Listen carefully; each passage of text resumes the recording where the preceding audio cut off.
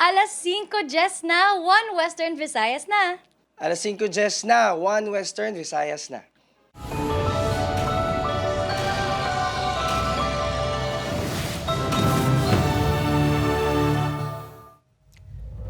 Mga balitang atong tutukan subong nga Miyerkules, pagprotesta batok sa korupsyon, ginpatigayon sa nagkalain-laing nga lugar sa pungsod subong nga adlaw.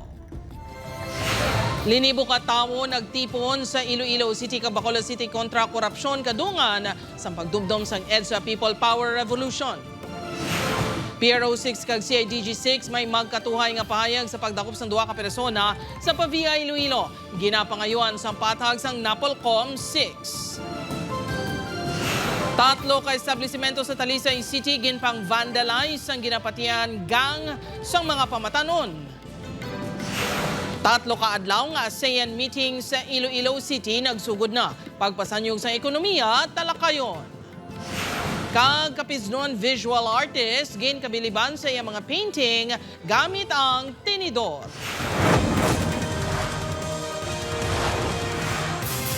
Ini ang GMA Regional TV, 1 Western Visayas.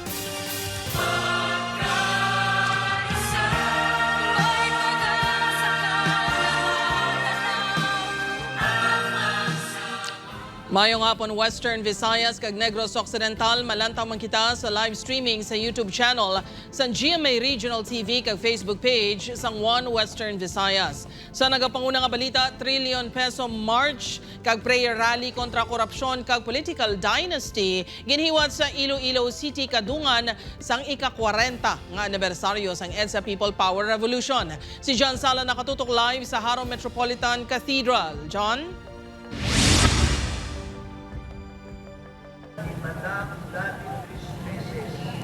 Jerd, madamo ang nagpakigbahin gikan sa sektor sa mga kabataan, mamumugon, transport, progresibo nga grupo kag religious sector sa ikatlong trillion peso march kag commemoration sang 40th anniversary sang EDSA People Power Revolution diri sa Iloilo City. Korap na kongresista! Korap na senador! Korap na senador! Ini ang ginsinggitan sa mga nagpakigbahin sa ikatlong trillion peso march sa syudad sang Iloilo. Makitaan sa nawong kag mabatian sa mga pautwa sa mga nagpakigbahin sa protesta ang ginakabig nila ka kulang sa gihapon nga ustisya batok sa korupsyon kag political dynasty. Isa sa mga nagpakigbahin ang Ilongga nga si Christine Treñas nga kabahin man sa kaublagan kontra korupsyon. Suno sa iya yara inisadto sa Metro Manila sa tion sang EDSA People Power 1 kag tubtub subong. Wala nagadulang iyahandom sang pungsod nga wala sang korupsyon. Kung mauntat kita, madula ang aton nga objective. So we have to keep at it. Halin sang 40 years ago, I was in EDSA 40 years ago. And I'm still here. The alternative is to allow the usual system to go. Amo na kung hindi kita maghulag. But if we do something, then there is hope. Kalabanan sa nagpakigbahin ang mga estudyante gikan sa nagkalain-lain ng mga universidad sa syudad kag probinsya sang Iloilo. Makita man guro sa sa place sa subong nga butagi siya sang kabataan, so the assertion that the students are weak is not right and will never be right. Kay kami ang nagapanguna sa aton marcha, kami ang nagapanguna sang pag-commemorate sang EDSA People Power subong. Nandito tayo ngayon sa arayong ito hindi lamang bilang mga scholar ng bayan kundi bilang mamamayang Pilipino. Sa panahon kung saan parang tila bumabalik na naman yung kinakaharap na problema natin. Pagkatapos ang programa sa atubang sang Iloilo Provincial Capital, nagmarcha ang mga grupo pakadto sa St. Clement's Church sa La Paz. Sa diin nagsugod ang prosesyon kag prayer rally padulong sa Haro Metropolitan Cathedral. May ginhiwat man nga misa sa pagtakop sa aktibidad.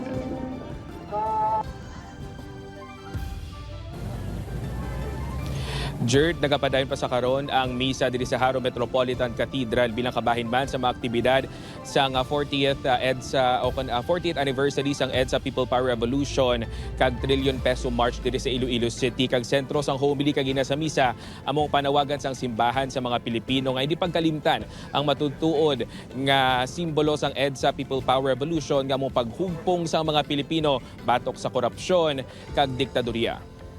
Jert? Madamo gid nga salamat sa detalye, John Sala.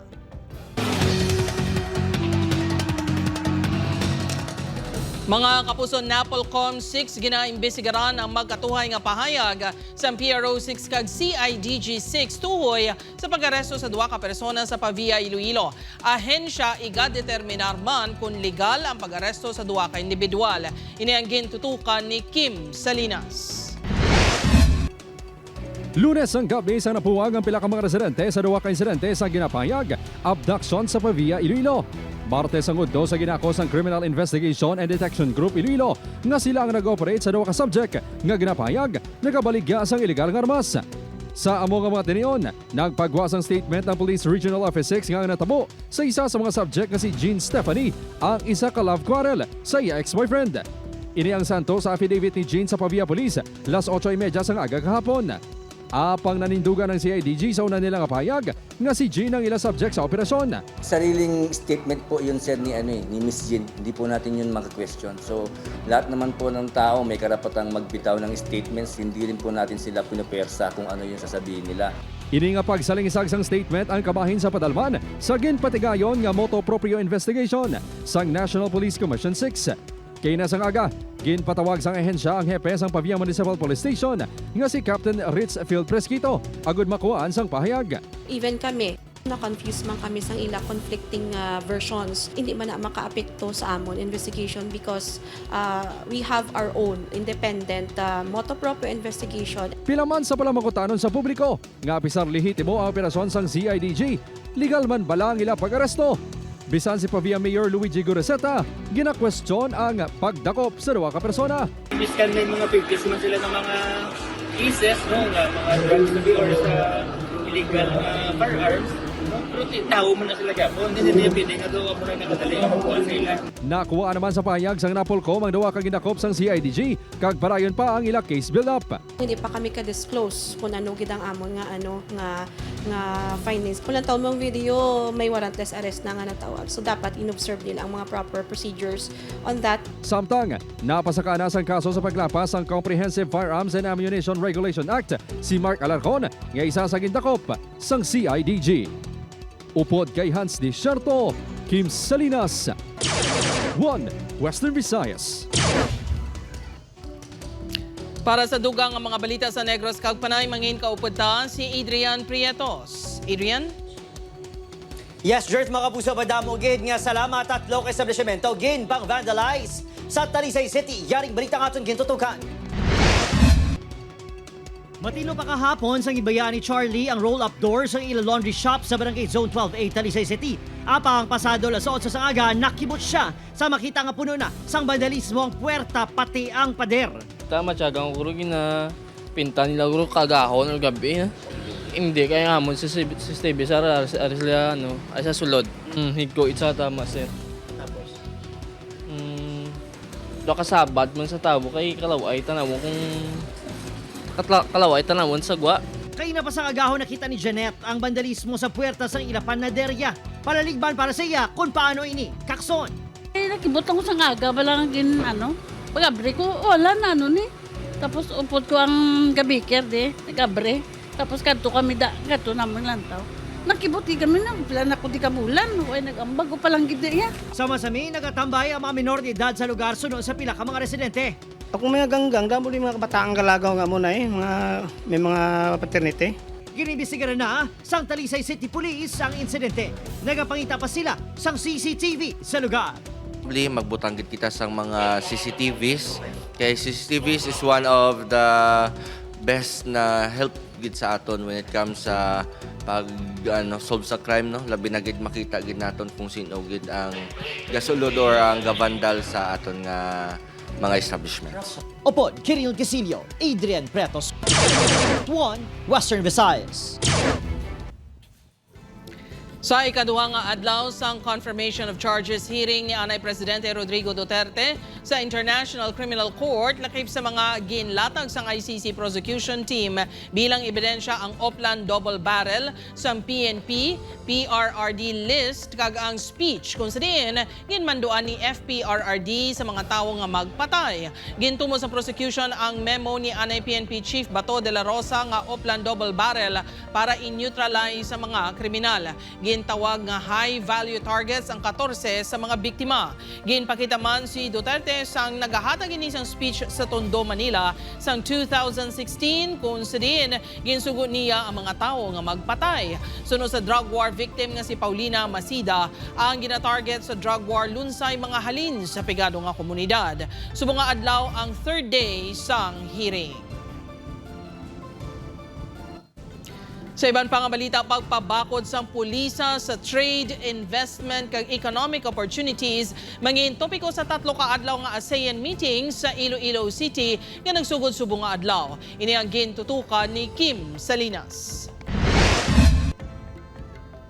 Nagtililipon ang ginatos ka delegado sang member nation sang Association of Southeast Asian Nations o ASEAN sa Iloilo City subong adlaw.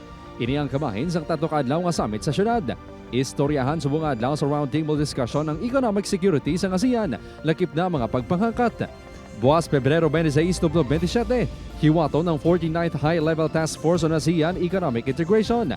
Magadihon man sa pulisa sa pagpabakod sang economic opportunities sa member nations kag external partners. Kasubong sang China, Japan, Korea, India, Australia kag New Zealand. Isang Iloilo sa mga lugar sa Pilipinas nga napilian nga mangin host sang serye sa mga pagsinapol sang ASEAN members subong tuig. One of the promising provinces that can showcase the excellent hosting of the country, and of course, as I mentioned, one good province to entertain also investors and provide opportunities for our stakeholders. Suno kay Yusek Gepdi, oportunidad ba ng meeting sa Iloilo City para makaganyat sa mga delegado nga magpatigayon sang trade kag investment sa Iloilo City. Here in Iloilo, we know that you have been benefiting a lot from this trade agreement. So for one, I understand you have been exporting herbal tea. And in today's meeting, the high-level task force on economic integration is tasked to basically provide guidance how to move forward in our economic integration agenda. Paglaom sang pila ka mga negosyante nga ang pagsinapol ang hindi lang makabenepisyo sa mga dalagko nga negosyo, kundi pati sa ilang mga small-medium enterprises. Madalaman kami kung anong ilang proposal nila daw o kung ano nga dalon man kami nila kay mas pabor na iya sa amon nga gagmay. Mas damo tao matigan obra, hindi na magsalig sa government. Upod kay Hans Desierto, Kim Salinas, 1 Western Visayas. Ini ang GMA Regional TV, 1 Western Visayas.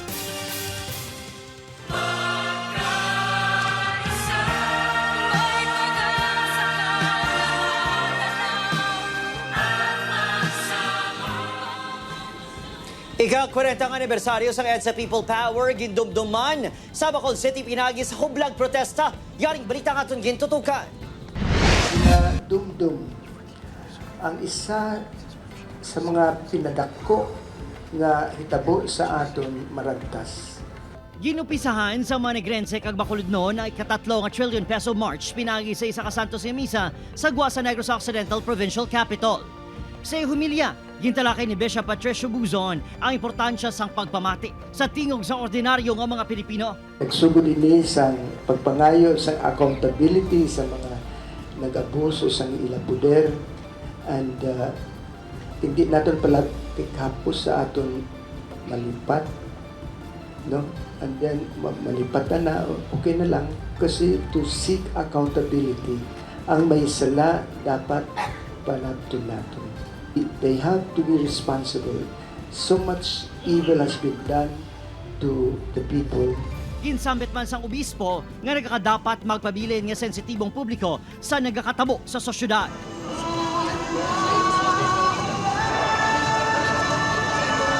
Ginsunda ng misa sang pagmarsya padulong sa Bacolod City Public Plaza. Lakip sa mga nag-upod sa marcha ang pila ka progresibo nga grupo. Ginapakamalaot sa maini ang mga inagyan sang pila ka mga Pilipino sadto. Sa panahon sang Senyor Marcos, naglala ang korupsyon, grabe ang pagnubo sang mga produkto, grabe ang pagtaas ang mga balaklo naton, kagrabe ang pagpamatay no sa mga aktivista kag sa iban nga mga organisasyon. May pinakaeskwelahan sa Bacolod City kag Negros Occidental nga nagsuspende sa face-to-face classes kag nagpasakop sa aktibidad. EDSA will always be relevant because EDSA became the reform that the Philippines needed. It's been life-changing for me, and I really think that it's really nice that until now it's really relevant, especially for us to the youth. Makita nga may mga bulakman nga ginhalad sa estatwa ni Anay Senator Ninoy Aquino sa Dalan, Araneta. It is important because to invite all people to support the rights and justice of the human being. Opo, Kiril Casillo, Adrian Prietos, 1 Western Visayas. Mga kapuso, pila ka mga Ilonggo nga kongresista kag anay kongresista nalakip sa mga ginaligar nakabaton sang maleta sang kwarta gikan kay Zaldico. Si John Sala nakatutok. Kahapon nagatubang sa media ang pila ka mga anay soldado nga nagaobra kay anay Representative Zaldico, kaupo ng abogado nga si Attorney Lovito Baligod. Iniago ni Buyagyag ang ginaligar money delivery scheme. Ilang ginpahayag nga ang kwarta nga ilang deliver sa pila ka mga opisyales ang ginapahayag kickback sa flood control projects. Sa ila affidavit, lakip sa mga kongresista nga ila kuno gindalaan sang maleta nga puno sang kwarta, amo sa day kabataan party list si Representative Raul Manuel, Iloilo City Lone District Representative Julian Baronda, Uswag Ilonggo party list si Representative Jojo Ang, kag Iloilo 1st District Representative Janet Garin. Magluwas sa pila ka mga kongresista lakip man kuno sa ilang gindalaan sang maleta nga puno sang kwarta, ang pila ka mga taga-media, kag mismo si COMELEC Chairman George Erwin Garcia. Apang suno sa isa sa mga nalakip sa lista nga si anay kabataan party list si Representative Raul Manuel, wala sang kamaturan kag pato-pato lang ang mga akusasyon. Una kakaladlawan kay hindi na matuod kita sa kung paano kakabuhi nga wala kita sang inugasto no? Halin sa minilyon or kung pila ni narapon sa mga penita. Ikaduha, ang nakita natin sa listahan nga tanan basta gina-consider sa mga ara sa Duterte Dynasty nga tanan nila ginpanguupo nila to tanan ang mga Marine sa una subong nangin Marites no. Ginalataw man sang kampo ni Manuel ang pagpasaka sang kaso sa mga salikod sa akusasyon. O nagapati ako nga ang mga Ilonggo hindi dali mainto sa amo sini nga mga obra-obra nga istorya. Ginatun-an nato ng aton nga mga different options including legal options. Sa statement naman niya gitpagwa ni Congresswoman Baronda, hindi kuno siniluyag ang makipagdiskurso pa sa mga pato-pato nga statement. Sa baylo pa nga muyuan na lang kuno sini kung sino umanang sa likod sini. Ginklaro man ni Baronda nga wala nalawagan ang iyang ngalan sa mga ginpatigayon nga inquiry sa House of Representatives kag sa Senado angot sa issue. Gitiwas ang news team makuha ang bahin ng Congressman Jojo Ang kag Congresswoman Janet Garin apang wala pa sila sang mahatag nga opisyal nga pahayag. Upood ka Romel Porquia, John Sala. 1 Western Visayas.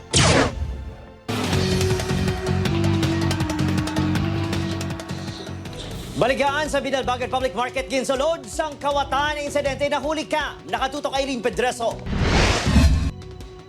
Manug abdi na sang iya baligyaan si Jean Vertoroso sa sulod sang Binalbagan Public Market kay inasang aga. Pero ang iya naabdan, guba nga sa labitan sang kandado kag bukas nga pertahan. Wala naman sang unod ang kahera. Sang gin-review na ang CCTV, dito na nakita ang pagsulod sa naka-long sleeves nga lalaki kag may tabo ng itsura. Nagsulod man ang isa pa ka lalaki nga nakakalo. Madasi nga nagwa ang lalaki nga nakakalo kag gintaban na ang benta. Nagbalik pa ang lalaki kag ginlantaw pa nila kung ano ang iban nga pwede makuha sa baligyaan. Kita ko apre na mo na no. Nga store sa dalom kay dumay-gamay nga pertahan, hindi ko pa sang kuwatan. Kapag sulod ko, wala naman mga coins, pagplanta naman sa CCTV. Ano pa sa tanim, makuha sang manok namon, kaya kabaligyan kami manok mo. Naglabot sa masobra 2,000 pesos na balong sang benta ang nataban sang kawatan. Nakita na sang kapulisan ang kuha sa CCTV. mga suspect na backtracking kanina mo na may identify mo. Subok ko nagpa-record Posible sunod sa tagiya nga pangayaw ang mga sospek. Kasi ano lang daw, hindi taga-diriblaw sa dalbagan. Sa lagit ka dapat ang kursa dapat dalawa naging. Aileen Pedraso. 1 Western Visayas.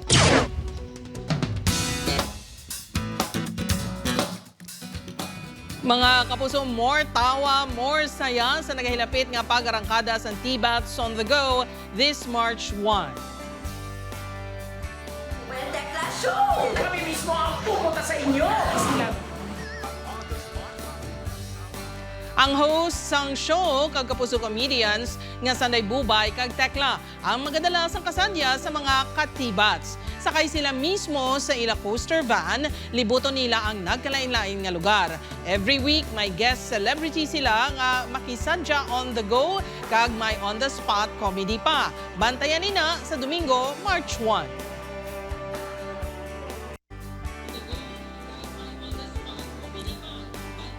Mga puso, ano man ang vibes nyo today, mapadrama, kilig, seryoso nga topiko, ano man ina, sigurado nga makita sa GMA Play, ang official video streaming app sa GMA.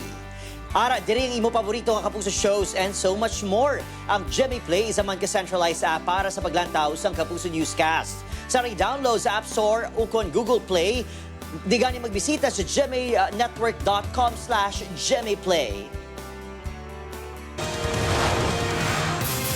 Ini ang GMA Regional TV, 1 Western Visayas. Iloilo City TTMO nakadakop sa masobra 20 ka PUJ nga naga-overloading sa Iloilo City. Ini ang gintutukan ni Kim Salinas.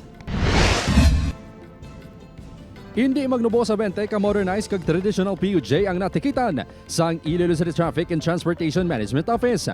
Ini sumugod nga ginpahugot sang Iloilo City TTMO ang operasyon sa ordinansa nga nagadumili sa excess passengers sa kon overloading sa PUV. Suno kay ICTTMO Head Oldarico Garbanzos, parayon pa ang ila inventaryo sang datos. Ang mga last trip nga PUJ sa Mohon Terminal kag sa Guzman Hezena Mandurriao ang kalabanan nila nga nagakadakpan nagalapas. Gina-implement din nato ini because nga nakita naton nga may mga public safety issues and then naguba ang commitment no sa franchise ang aton nga mga transport ko na maghatag sang comfort. Bilang kabahin sa maskin pasangad nga operasyon sang TTMO, iga-endorso ni Garbanzo sang anumpa ka personel kag lakitman ang iya pangalan sa alkalde sang syudad para sa deputation sang Land Transportation Office 6. Paagi diri ang ginpatuman niya multa sang LTO ang igapatuman sa mga magabayular sa overloading. Wala pa nakabaton sa formal nga koordinasyon ng Land Transportation Office 6 sa plano nga deputation. Apang ginaabi-abi ni sang ahensya bangod ako ini nga bulig sa ila. They can apprehend violations pertaining sa RA 4136. No, may mga limitations pa na iba like smoke belching. Pag-issue sa TOP, they can command for a higher penalty. Upod kay Cirilo Renduque, Kim Salinas, 1 Western Visayas.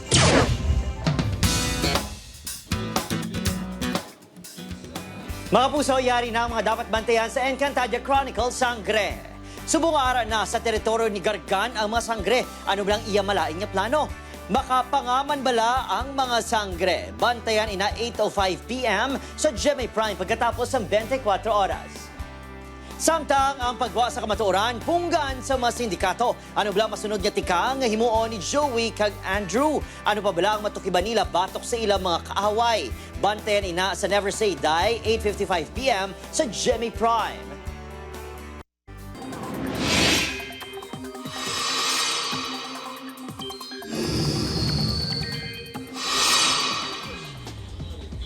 Mga puso, temporaryo nga nadulang epekto sa kamihan, ganing mapaang at tiyempo ang maeksperiensyahan sa dako nga bahin sang pungsod.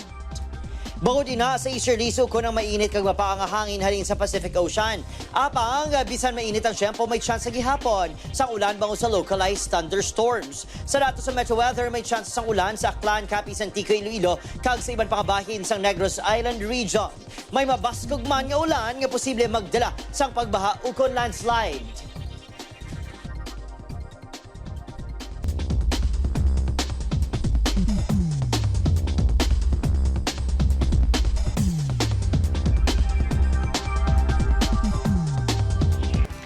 Mga kapuso, kadamo ang pwede ma-explore sa patag sa painting bangod ang kada artist may diskarte para sa mas patahumpang ila o obra maestra. Sa panay kapis, hindi paintbrush kundi tinidor ang gamit ang visual artist nga si Joseph. Tuig 2020 pa niya na diskubre nga pwede gamiton ng tinidor sa pagpinta. Duha, tubtob 3 kaadlaw antes mahuman ang isa ka obra maestra. Bisan makapoy at least naga-enjoy. Sa masami kabuhi sa bukid ang tema ni Joseph bilang tribute kuno sa mga mangunguma. Bangga kaon ako na realize ko nga why not ang fork or tinidor magamit ko siya as a tools para maghimo sang art and also para matagaan ang value ang fork na hindi lang sa eating utensils. Ako si Gertrude Charlatan, ini ang One Western Visayas, bugos nga puwersa para sa mas dako nga misyon, kag mas masangkad nga pagserbisyo sa pungsod.